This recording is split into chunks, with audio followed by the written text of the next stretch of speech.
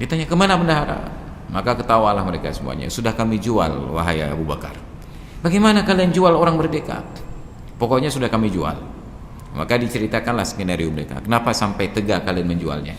Dan Rasulullah pun tidak tahan untuk tidak tertawa, tapi beliau tetap yadhaku mutabassiman, tertawa dalam posisi tersenyum sambil berusaha mengatupkan mulut dan ditutup dengan tangan. Dan yang paling penting, sahabat Perkusi Aceh, 10% dari hasil penjualan kaos dakwah ini akan kita bagikan kepada sahabat-sahabat kita yang kurang mampu di luar sana.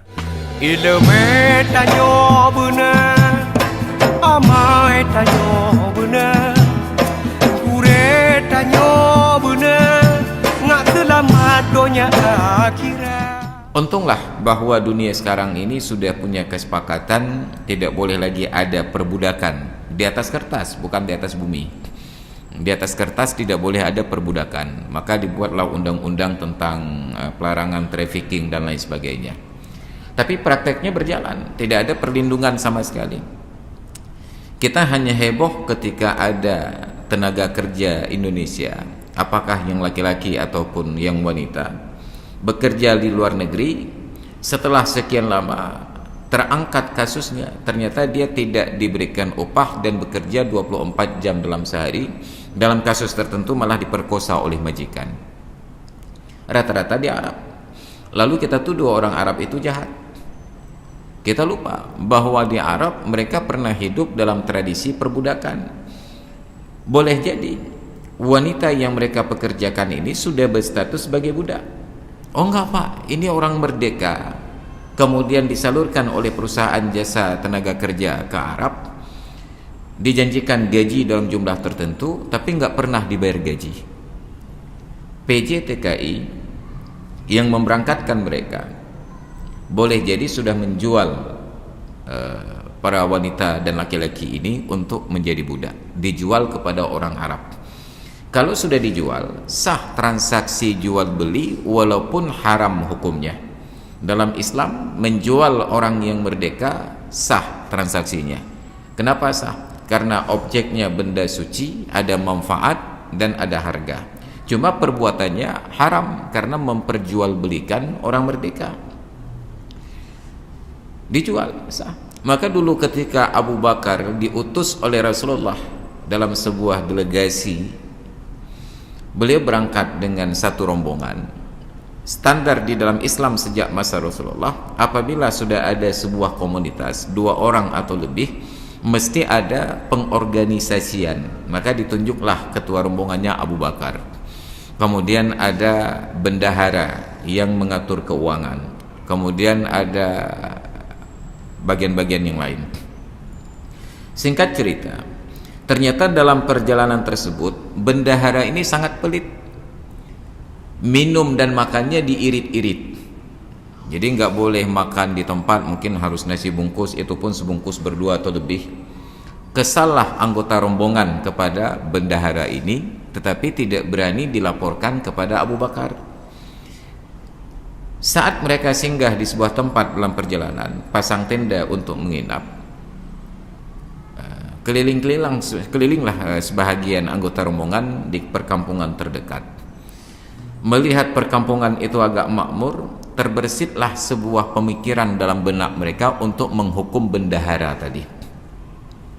Mereka temui orang kaya, kepala suku tempat mereka tinggal tersebut. Mereka katakan, kami musafir dari Madinah akan menuju ke sebuah lokasi, tapi dalam perjalanan kami kehabisan bekal, maka kami berniat ingin menjual budak yang kami bawa walaupun hanya dengan setengah harga, agar ada biaya untuk melanjutkan perjalanan. Menarik bagi kepala suku tadi. Oke, kalau setengah harga saya beli. Ya, tapi Pak, kami mohon maaf, budak yang akan kami jual ini ada beberapa kekurangan, cuma tidak akan cacat pada pekerjaan, hanya sikapnya saja yang barangkali agak berbeda.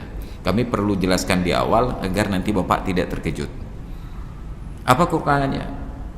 Yang pertama, dia tidak mengaku diri sebagai budak, dia menganggap dirinya orang merdeka. Nanti kalau saat Bapak tangkap dia untuk dibawa pulang, dia menolak karena menyatakan diri orang merdeka, Bapak jangan percaya. Yang kedua, dia bukan hanya sebatas mengaku sebagai orang merdeka, malah mengaku sebagai bendahara kami.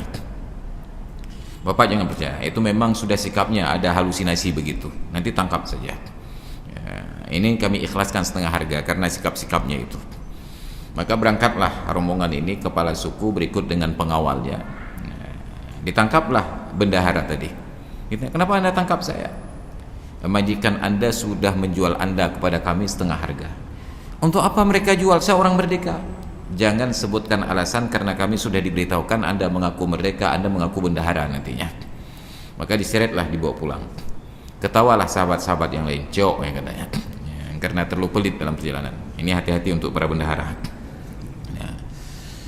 Begitu besok paginya Abu Bakar selesai sholat subuh ingin melanjutkan perjalanan, saat dicek ternyata bendahara itu sudah nggak ada di tempat. Ditanya, kemana bendahara? Maka ketawalah mereka semuanya. Sudah kami jual, wahai Abu Bakar. Bagaimana kalian jual orang merdeka? Pokoknya sudah kami jual. Maka diceritakanlah skenario mereka. Kenapa sampai tega kalian menjualnya? Kata mereka, kami kesal, wahai Abu Bakar. Sepanjang perjalanan, anggaran kita diirit-irit untuk makan dan minum sampai kami tersiksa. Kami ingin melapor kepada Anda, takut nggak diterima. Maka biarlah kami eksekusi dengan cara begini, untuk pelajaran.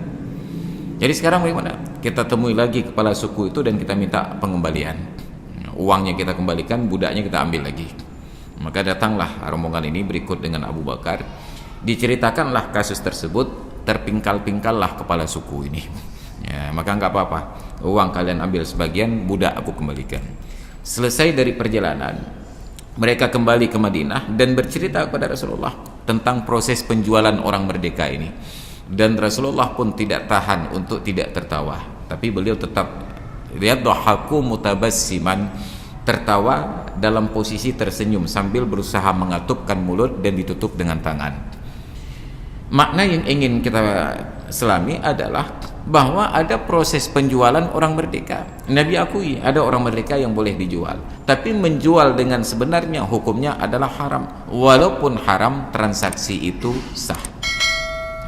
Ini perbudakan. Ada budak milik seorang manusia, juga disebut budak. Walaupun budak ini manusia berkewajiban untuk beribadah kepada Allah, ternyata Allah Ta'ala berikan kewenangan kepada pemiliknya, majikannya, kita menyebut sayyidnya, untuk juga punya hak pada budak tersebut. Disusunlah dalam konsep fikih bahwa ketika sedang berlangsung salat berjamaah, bila imam yang memimpin salat tahu bahwa di antara jamaah yang hadir terdapat orang yang berstatus budak, baik laki-laki apalagi perempuan, maka makruh bagi imam itu memperlama salat. Bacaan surat setelah Fatihah disingkat dan salat dipercepat selesai. Kenapa? Karena budak ini lebih penting untuk melayani majikannya daripada berlama-lama beribadah di masjid. Itu peraturan syariat.